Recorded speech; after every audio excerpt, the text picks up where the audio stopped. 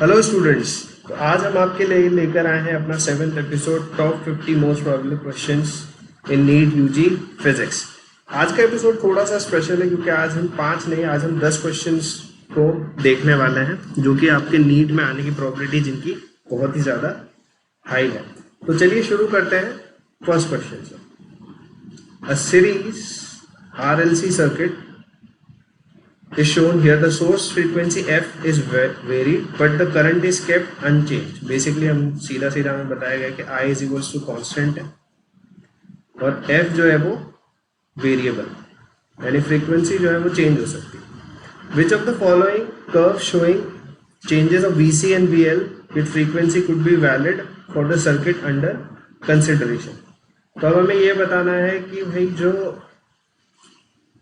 Frequency के साथ voltage जो है वो कैपेसिटर में कैसा रहेगा और इंडक्टर में कैसा रहेगा, यानी कि VC किस तरह बिहेव करेगा और VL कैसे बिहेव करेगा। अब अगर आपको पता हो तो VC यानी कि जो कैपेसिटर है उसमें अगर आप एक करंट लगातार बहाते रहते हैं, यानी कि अगर वोल्टेज जो है वो कांस्टेंट है, चेंज नहीं हो रहा है, VC इक्वल टू कांस्टेंट है, यानी कि फ्रीक्वेंसी जो है 0 है, तो कैपेसिटर पूरा चार्ज हो जाता है। बट अगर आप इसे लगातार फ्रीक्वेंसी को शिफ्ट करते रहते हैं तो कैपेसिटर चार्ज नहीं हो पाता है। तो यानी कि फ्रीक्वेंसी जितनी ज्यादा होगी वोल्टेज अक्रॉस कैपेसिटर उतना ही कम होगा, यानी कि VC is proportional to 1/f। वहीं इंडक्टर में इसका बिल्कुल उल्टा होता है कि अगर आप इंडक्टर में लगातार फ्रीक्वेंसी चेंज कर रहे हैं तो इंडक्टर में वोल्टेज ज्यादा होगा, पर अगर आप कंडक्टर में कॉन्स्टेंट वोल्टेज दे रहे हैं तो वो एक स्ट्रेट वायर की तरह बिहेव करने लगता है, उसमें से वोल्टेज डिफरेंस 0 हो जाता है। तो VC is proportional not equal to f। तो अब बेसिकली हमें ये दोनों ग्राफ्स पता है, ये एक लीनियर ग्राफ है और ये एक हाइपरबोला। तो इसमें से हमें कौन सा दिख रहा है, जो VC के लिए हाइपरबोला है और VF के लिए एक लीनियर ग्राफ है। तो ये वाला ग्राफ अगर आप देखें तो VC एक हाइपरबोलिक पाथ पे जा रहा है और VL जो है लीनियरली ग्रो कर रहा है। बाकी में देखेंगे तो L में ये वाला नहीं हो सकता, VC लीनियर है, नहीं हो सकता, VC भी हाइपरबोलिक है और VL भी हाइपरबोलिक है, तो ये भी नहीं होगा। तो आंसर हमारा आ जाएगा first. Second question, for visibility of diffraction pattern, इसमें सॉल्व करने वाला कुछ नहीं है, तो बेसिकली बस हमें समझना है। Diffraction pattern, wave of light, size of slit और obstacle should be of any order of wavelength, very less as compared to wavelength and very high as compared to wavelength. देखिए डिफ्रैक्शन पैटर्न या interference pattern के लिए भी ये बात valid है कि अगर आपकी स्लिट है और जो ये आपकी वेव आ रही है यहाँ पर, तो ये वेव की जो लैम्डा है और इसकी जो विड्थ होती है, इसको आप अगर a मान लें तो लैम्डा जो है वो a के कंपेरेबल होनी चाहिए, तभी ये डिफ्रैक्शन होगा। अगर ये लैम्डा बहुत बड़ी है, स्लिट छोटी है तो भी नहीं होगा, और लैम्डा छोटी है और a बड़ा है तो भी नहीं होगा। जैसे कि आपके घर के दरवाजे हैं तो वो स्लिट ही है एक तरह की, बट वो बहुत बड़ी है और लैम्डा बहुत छोटी होती है, लाइट की फ्रीक्वेंसी बहुत ही छोटी होती है। तो इसीलिए जो है प्रॉब्लम ये आती है कि आपको दरवाजों के आसपास डिफ्रैक्शन ना के बराबर नजर आता है, तो A जो है बहुत बड़ा है। उसी तरह से अगर आपकी लैम्डा बहुत बड़ी और स्लिट बहुत छोटा है तो भी आपको डिफ्रैक्शन नहीं नजर आएगा।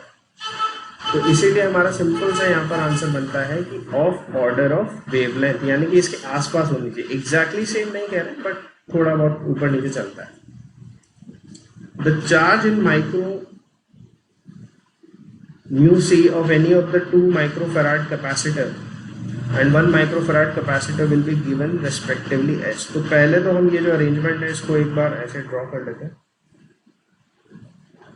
ये हमारे पास 2 कैपेसिटर हैं और ये एक सिंगल कैपेसिटर, ये दोनों 2 माइक्रोफराड और ये भी 2 माइक्रोफराड और ये 1 माइक्रोफराड। तो इसका इक्विवेलेंट C क्या आएगा, तो ये दोनों सीरीज में है तो ये दोनों 1/c वाले से आएंगे, यानी कि 1/c equivalent is equal to 1/2 plus 1/2। तो ये हमारे पास, तो ये हमें दे देगा कि C equivalent is equal to 1 आएगा, क्योंकि आप इसे हाफ प्लस हाफ 1 उल्टा करेंगे तो भी 1 ही रहेगा। तो ये दोनों मिलकर के अगर हम इसको बनाएं तो ये बन जाएगा 1 माइक्रोफराड और 1 माइक्रोफराड। तो ये भी 1 माइक्रोफराड हो जाएगा और ये भी 1 माइक्रोफराड हो जाएगा। अब ये दोनों पैरेलल में है तो दोनों C इक्विवेलेंट जो है इस वाले के लिए ऐड हो जाएंगे, तो 1 + 1 इज इक्वल टू 2 माइक्रोफराड। तो ये टोटल जो है हमारे पास 2 माइक्रोफराड आ गया। वोल्टेज हमारा है 2, तो चार्ज हमारा Q हो जाता है C इंटू V, यानी कि 2 माइक्रोफराड इंटू 2 वोल्ट, यानी कि 4 माइक्रो कूलम्स। तो 4 माइक्रो कूलम्ब अगर हमारे पास चार्ज है, तो अगर आपको पता होगा या आपको आइडिया होगा ये इस चीज का कि जब एक पैरेलल में दो कैपेसिटर में जब चार्ज डिस्ट्रीब्यूट होता है तो बराबर होता है। क्यों? क्योंकि ये जो हमारा यहाँ पर ये एक प्लेट है, ये एक प्लेट है, और इधर भी ये एक प्लेट है और ये एक प्लेट है। तो इन दोनों को हमें बराबर ही डिस्ट्रीब्यूट करना, आधा चार्ज इधर चला जाएगा, आधा चार्ज इधर चला जाएगा। तो अगर हम इस पे बनाते हैं तो हमारे पास सिचुएशन कुछ ऐसी आएगी कि ये जो प्लेट है इस पर आपका आएगा 2 माइक्रो कूलम्ब्स, और इस पर भी आ जाएगा 2 माइक्रो कूलम्ब्स। इसको बैलेंस करने के लिए इस पर -2 माइक्रो कूलम्ब्स, तो इसको बैलेंस करने के लिए इस प्लेट पर फिर से +2 माइक्रो कूलम्ब्स, और इस पर भी -2 माइक्रो कूलम्ब्स, और इसको बैलेंस करने के लिए इस प्लेट पर आएगा -2 माइक्रो कूलम्ब्स। ये दोनों बैलेंस हो गए, माइनस माइनस सेम हो गया, और ये दोनों बैलेंस हो गए, प्लस प्लस सेम हो गया। तो हमारा जो चार्ज आएगा वो आ जाएगा इस वाले पर भी 2 माइक्रो कूलम्ब्स और इस वाले पर भी 2 माइक्रो कूलम्ब्स। तो हमारा आंसर आ जाएगा 4, 2 एंड 2। सिंपल, ठीक है। चार्ज बराबर से डिस्ट्रीब्यूट कर दीजिए, कोई दिक्कत नहीं है। चलिए नेक्स्ट क्वेश्चन। क्वेश्चन नंबर 4 है, if the earth were to suddenly contract to 1/10 of its present radius without any change in its mass, then duration of the new day will be. तो हमें पता है कि जो आपका मोमेंटम एक तरह से अगर हम कंजर्व करें, क्योंकि ऑब्वियसली घूम रहा है, कोई एक्सटर्नल टॉर्क या फोर्स नहीं है, तो मोमेंटम कंजर्व रहेगा, तो यानी कि I omega is equal to conserve. अब सिचुएशन क्या है कि हमारी अर्थ है जिसका रेडियस है r। अब इससे ये बन गया एक छोटा सा पॉइंट जिसका r डैश हो गया है r/n। मोमेंटम कंजर्व करेंगे तो I हमारा होता है, जैसे कि हमें पता है एक सिंपल स्फीयर का होता है mr² इंटू ओमेगा होता है 2π/t। तो यहाँ पे 24 आवर्स एक 1 डे लगता है अर्थ को घूमने में। और नया जो होगा, नई सिचुएशन जो होगी वो होगी 2/5, मास तो सेम ही रहना है, into r/n² into 2π/t dash, यानी नया t। तो यहाँ से 2π कैंसिल हो जाएगा, r² भी कैंसिल हो जाएगा, m कैंसिल हो जाएगा, 2/5 कैंसिल हो जाएगा। तो t डैश हमारा जो आएगा वो आएगा t डिवाइडेड बाय n², यानी कि 24 आवर डिवाइडेड बाय n²। तो सिंपल सा हमारा आंसर निकल के क्या आ रहा है, कौन सा option, 24 hour by n²। Next question, variation in electric potential is maximum if 1 goes. तो बेसिकली पोटेंशियल जो होता है यानी कि V इज इक्वल टू क्या होता है, -E.dr, यानी कि हम E को लिख सकते हैं -dV/dr। तो यानी कि जो हमारा वेरिएशन है वो किसके अलोंग होगा, कि अगर आप जो इलेक्ट्रिक फील्ड है उसकी डायरेक्शन में चलेंगे या उसके ऑपोजिट चलेंगे तो वेरिएशन इन पोटेंशियल सबसे ज्यादा होगा। देखिए इसको हम ग्रेविटेशन के एग्जांपल से भी समझ सकते हैं कि अगर आपका ये एक बेसिकली 2 लेवल है अर्थ के, यानी कि ये 0 मान लीजिए, h हाइट मान लीजिए, ग्रेविटेशन फोर्स जो है वो आपका डायरेक्टली नीचे लगता है mg। तो अगर आप इस फोर्स के, तो पोटेंशियल क्या होता है, पोटेंशियल इसी लाइन के अलोंग बढ़ता है या कम होता है। अगर आप इस तरफ कहीं भी चलते हैं तो डेल्टा V यानी कि पोटेंशियल जो होता है उसको हम क्या कहेंगे, 0, क्योंकि आप परपेंडिकुलर लाइन पे चल रहे हैं। अगर आप इधर चल रहे हैं या इस तरफ चल रहे हैं तो भी आपका पोटेंशियल सिर्फ वर्टिकल हाइट पे काउंट होगा, अगर आप इस डायरेक्शन का जो कंपोनेंट है वो काउंट नहीं होता। यानी कि अगर आप फोर्स की डायरेक्शन में चल रहे हैं तो ही आपका पोटेंशियल बढ़ेगा या कम होगा। तो इसी तरह से इलेक्ट्रिक फील्ड और इलेक्ट्रिक पोटेंशियल भी होता है कि अगर आप इलेक्ट्रिक फील्ड या फोर्स की डायरेक्शन में चल रहे हैं या उसके ऑपोजिट चल रहे हैं तो वेरिएशन इन पोटेंशियल हाईएस्ट होगा। अगर आप परपेंडिकुलर चल रहे हैं तो बिल्कुल भी नहीं होगा, 0 होगा पोटेंशियल। तो अगर आपका इलेक्ट्रिक फील्ड मान लीजिए इस तरफ है, ऐसे E लग रहा है आपका, तो अगर आप इस डायरेक्शन में चल रहे हैं तो delta V is equal to 0, यानी कि आपका पोटेंशियल डिफरेंस 0 रहेगा, क्योंकि पोटेंशियल किस में बढ़ता है, सिर्फ और सिर्फ E के अलोंग। अगर आप ऐसे चल रहे हैं तो सिर्फ ये वाला कंपोनेंट, जो ये वाला कंपोनेंट है, इसको माना जाएगा डेल्टा V के लिए। ये वाला कंपोनेंट कुछ भी कंट्रीब्यूट नहीं करता, ठीक है। तो आंसर हमारा आ जाएगा along the line of force in any direction, गलत, परपेंडिकुलर तो 0 होगा, नो वेरिएशन, बिल्कुल गलत। तो आंसर आ जाएगा first. Next, the magnetic induction of the centre O is. अब मैग्नेटिक इंडक्शन हमें पता है कि एक सर्कुलर कॉइल का मैग्नेटिक इंडक्शन क्या होता है, mu naught into current upon 2 पाई, सॉरी 2a जो उसका रेडियस है। तो अब यहाँ पे हमें क्या करना है, तो देखिए यहाँ पर अगर आप छोटी वाले रिंग को देखेंगे जो कि इतना है, ऐसे बना हुआ है और ये इसका सेंटर है, तो इस पर अगर आप इसका मैग्नेटिक इंडक्शन देखेंगे तो आएगा mu not I upon 2a। But यहाँ पे प्रॉब्लम क्या है, ये रिंग पूरी नहीं है, सिर्फ ये रिंग का 3/4 पार्ट है, यानी कि अगर आप ऐसे देखेंगे तो इतना पार्ट है, तो ये क्या हुआ 3/4 ऑफ रिंग। तो अगर ये पूरी रिंग का है तो ये क्या है, फुल रिंग के लिए है, बट आपको तो चाहिए 3/4 रिंग के लिए, तो इसको आप सिंपली 3/4 से मल्टीप्लाई कर दीजिए। ये 3/4 mu not I by 2a जो कि हमारे पास आ जाएगा 3 mu not I upon 8a। Simple, तो 3 mu naught by pi by 3 mu not I upon 8 है। तो इसमें से आंसर 2, 3, 4 में से कोई भी हो सकता है, तो मैं सेकंड वाला ऑप्शन भी देख रहा हूँ। अब ये देखिए बड़ी रिंग का देखते हैं, तो बड़ी रिंग जो है वो सिर्फ 1/4, ठीक है, तो यानी कि बड़ी रिंग जो है ये सिर्फ 1/4 है और ये इसका रेडियस है b, तो सेम होगा mu not I upon 2b, but ये सिर्फ 1/4 है तो इसको हम मल्टीप्लाई कर देंगे 1/4 से, तो ये हमारे पास आ जाएगा mu not I upon 8b, ठीक है। तो हमारा ऑप्शन क्या निकल कर आ रहा है, अब देखिए इसमें डायरेक्शन, ये दोनों हमारे सही आ रहे हैं, बट अब हम डायरेक्शन की बात कर रहे हैं, तो right hand thumb rule use किया जाएगा, ठीक है। तो बेसिकली अगर हम सर्कुलर घूम रहे हैं तो इनसाइड द पेपर जाएगा, क्योंकि हम बेसिकली ऐसे घूम रहे हैं, ऐसे घूम रहा है, तो अगर हम राइट हैंड थंब रूल लगाएंगे तो अगर हम इस लाइन के अलोंग अपनी राइट हैंड की फिंगर्स को कर्ल करेंगे तो आंसर हमारा आएगा inside the paper. Inside the paper के हिसाब से हमारा आंसर आ रहा है आंसर नंबर 4।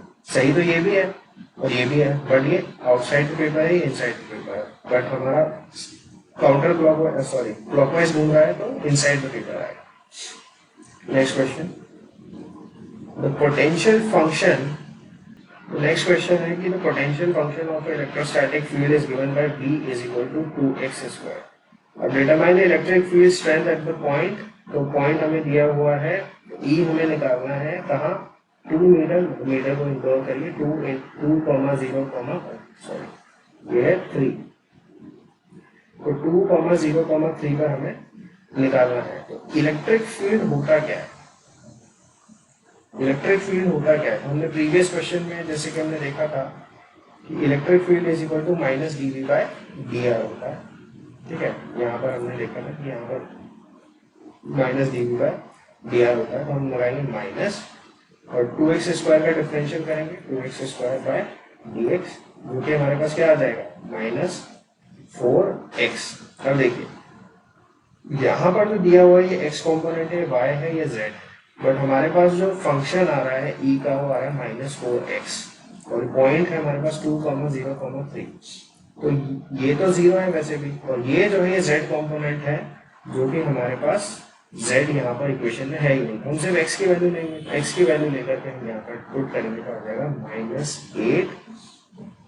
-8i क्या, क्योंकि x डायरेक्शन में जा रहा है। तो हम ऑप्शन देखेंगे, अब ऑप्शन देखेंगे तो आपके पास 3 और 4 में कंफ्यूजन, तो i यहाँ पर माइनस है, तो ऑप्शन 4 हमारा आंसर हो जाएगा। Next question, a PV diagram of an ideal gas is shown. अब बेसिकली हमें पता है कि पीवी डायग्राम है तो वर्क जो हमें निकालना है तो W is equal to integral P.dv होता है, बट यहाँ पर क्योंकि वॉल्यूम जो है वो कांस्टेंट है या फिर चेंज हो रहा है तो एक लीनियर फैशन में हो रहा है, सिंपल तरीके से हो रहा है, तो हम निकाल सकते हैं P into delta V।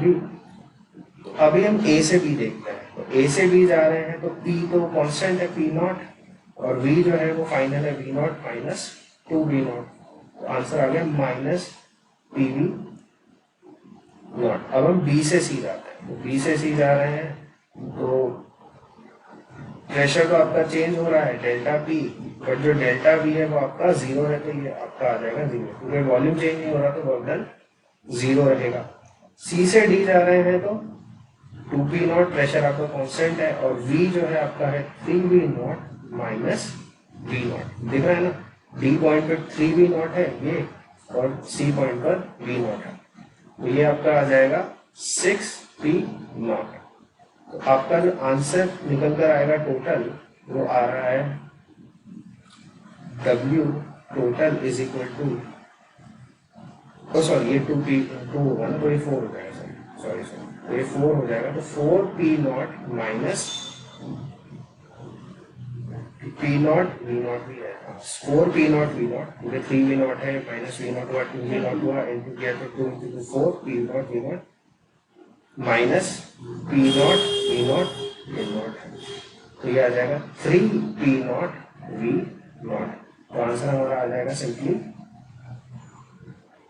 3P naught V naught. और particle starts from rest, next question, particle starts from west, its acceleration a versus time graph is given, acceleration variable है, a जो है वो variable, तो the maximum speed of the particle will be, अब speed of particle क्या होगी, तो आपको पता होगा कि अगर वेलोसिटी आपको डेल्टा भी निकालना है तो आपको क्या करना पड़ता है, इंटीग्रल a इंटू टी, यानी एक्सेलरेशन का जो भी ग्राफ होगा उसको टाइम के साथ अगर आप इंटीग्रेट करते हैं तो आपको चेंज इन वेलोसिटी मिल जाएगा। तो हमारे को पता है कि स्टार्टिंग वेलोसिटी 0 है, u इज इक्वल टू 0 है, तो v फाइनल जो होगा वो हमारा एक्सेलरेशन का जो ग्राफ है उसका एरिया देगा, यानी कि इंटीग्रल a इंटू टी देगा, क्योंकि इनिशियल तो 0 है तो हमें उससे मतलब ही नहीं है। तो हमें कैसे पता चलेगा, अब इंटीग्रल के लिए तो फंक्शन चाहिए बेटा, फंक्शन तो है नहीं, बट फंक्शन की जगह हमें दिया हुआ है ग्राफ, और हमें पता है कि अगर हमें इंटीग्रल निकालना है तो उसको हम बेसिकली कह सकते हैं कि एरिया ऑफ द ग्राफ निकाल दो। तो एरिया कितना हुआ, एरिया हुआ, अभी ट्राइंगल है, सिंपल ट्राइंगल का एरिया क्या होता है, half into base into height, तो ये हो जाएगा हाफ इंटू बेस कितना है 11 और हाइट कितनी है 10, ये हो जाएगा 55 मीटर पर सेकेंड, यानी ये आपकी मैक्सिमम वेलोसिटी है, क्योंकि ये मैक्सिमम चेंज इन वेलोसिटी है।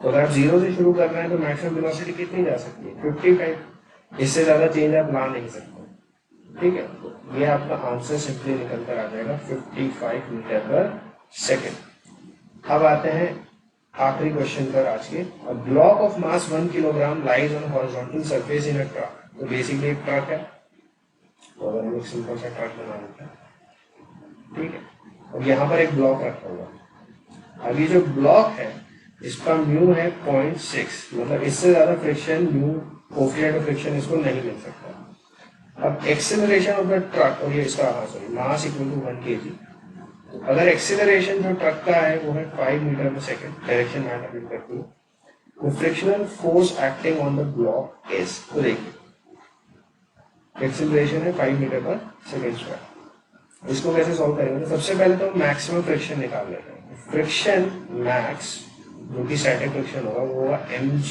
Into mu, mass of the block है 1, तो g होगा 10 इंटू 0.6, वो हो जाएगा आपका 6 न्यूटन। अब देखिए 6 न्यूटन, एक्सेलरेशन मैक्स कितना हो सकता है, 6 न्यूटन फोर्स अगर इस ब्लॉक पर इधर की तरफ लगेगी मैक्सिमम लग सकती है, तो ये कितना एक्सेलरेशन दे सकता है। लेकिन अगर आप ब्लॉक को देखें तो बेसिकली ट्रक आगे जाने की कोशिश कर रहा है, तो ट्रक की सरफेस भी इसे आगे ले जाने की कोशिश करेगी, यानी कि इसके ऊपर एक फ्रिक्शन फोर्स लगाएगी, और वो मैक्सिमम फ्रिक्शन फोर्स हमने निकाले 6 न्यूटन हो सकता है। अब इस 6 न्यूटन से कितना मैक्सिमम एक्सेलरेशन आप जनरेट कर सकते हैं, तो वो फोर्स डिवाइडेड बाय m मुझे 1 किलोग्राम, यानी कि 6 मीटर पर सेकेंड स्क्वायर। मैक्सिमम एक्सेलरेशन इतना है, बट हमें जनरेट कितना करना है 5, यानी कि ब्लॉक स्लिप नहीं करेगा। ब्लॉक स्लिप कब करेगा, जब उसे एक्सेलरेशन इससे ज्यादा करना पड़ेगा, बट इससे कम करना पड़ेगा।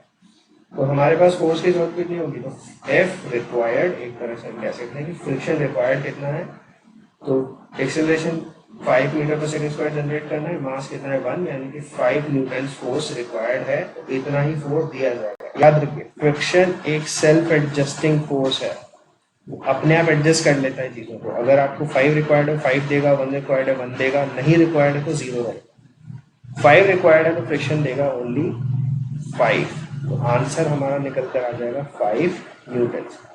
तो इसी तरह के हमारे बाकी एपिसोड्स भी आपको हमारे YouTube चैनल पर मिल जाएंगे, जिसमें हमने टॉप 50 फिजिक्स के क्वेश्चन जो हमें हमारे हिसाब से नीट 2020 के लिए बहुत इंपॉर्टेंट हैं, वो भी आपको हमारे YouTube चैनल पर मिल जाएंगे। इसी तरह से केमिस्ट्री के भी आपको मिल जाएंगे। तो इसी तरह से लाइक करते रहिए, सब्सक्राइब करते रहिए, जितना आप करेंगे उतने ही हम इस तरह के एपिसोड आपके लिए लाते रहेंगे। Thank you so much.